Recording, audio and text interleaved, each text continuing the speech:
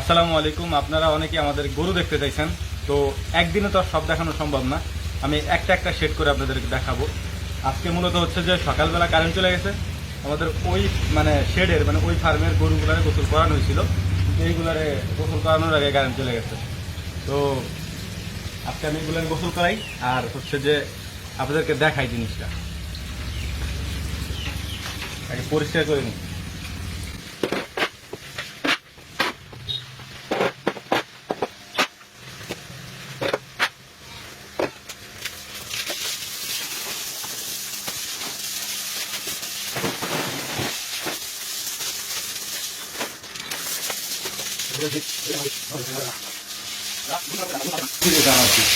একটা জিনিস মনে রাখবেন যে নিজে যদি কষ্ট করতে না পারেন, নিজে যদি খাটতে না পারেন, তাহলে এই পাশে আসার দরকার নেই।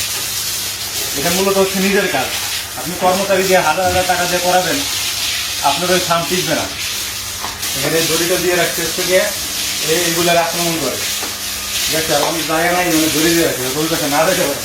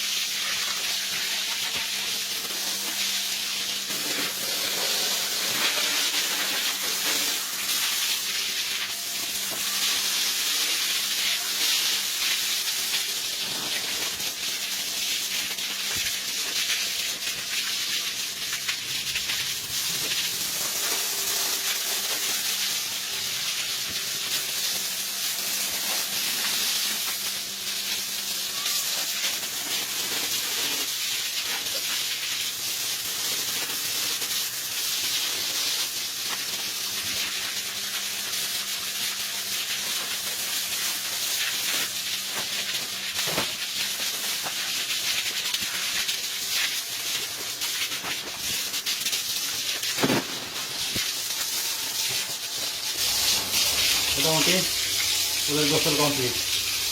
এখন এগুলো পরিষ্কার করতে হবে, ফ্লোর পরিষ্কার করতে হবে, হাউস পরিষ্কার করতে হবে, হাউসে পানি রাখতে হবে।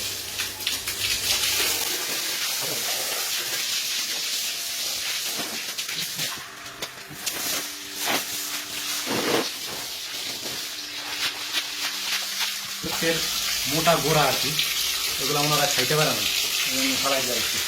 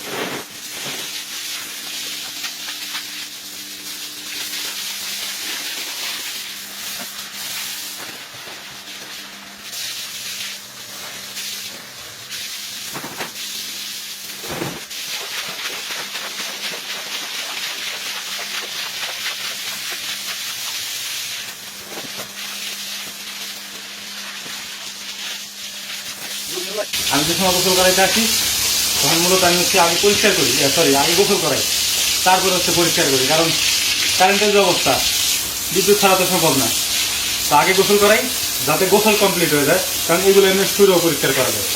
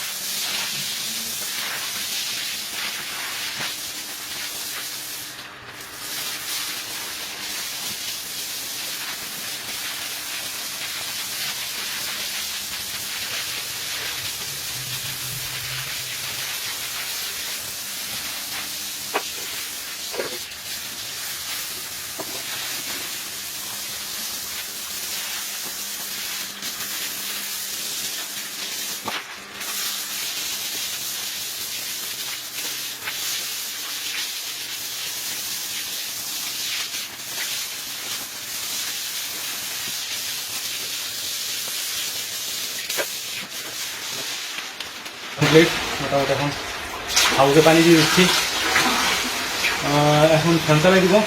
মোটামুটি ফ্যান ছাড়া দেওয়ার পরে প্রায় 1টা পর্যন্ত থাকবে। এরকম জোহরের নামাজের পরে এদেরকে যে পানি দেওয়া হয়েছে পানির মধ্যে ভুসি দিব, ফিট দিব, তারপরে কাঁচা ঘাস মিক্স করে একসাথে খাইতে দিব। এগুলো আমি আস্তে আস্তে আপনাদেরকে দেখাবো, সমস্যা নাই, সব কিছুই দেখাবো। তবে সময় সাপেক্ষে, কারণ এক ভিডিওর মধ্যে সব দেখানো তো সম্ভব না, অনেক বড় হয়ে যাবে ভিডিও, আপনারাও বিরক্ত হবে। তো আস্তে আস্তে সব দেখাবো। আজকে এই শেড দেখাইলাম, তারপর ওই শেড দেখাবো, পরশুদিন মানে আরেকদিন আরেক শেড দেখাবো। শেড মোটামুটি 4টা, তো 4 শেডে অন্তত 4 দিন তো লাগবেই।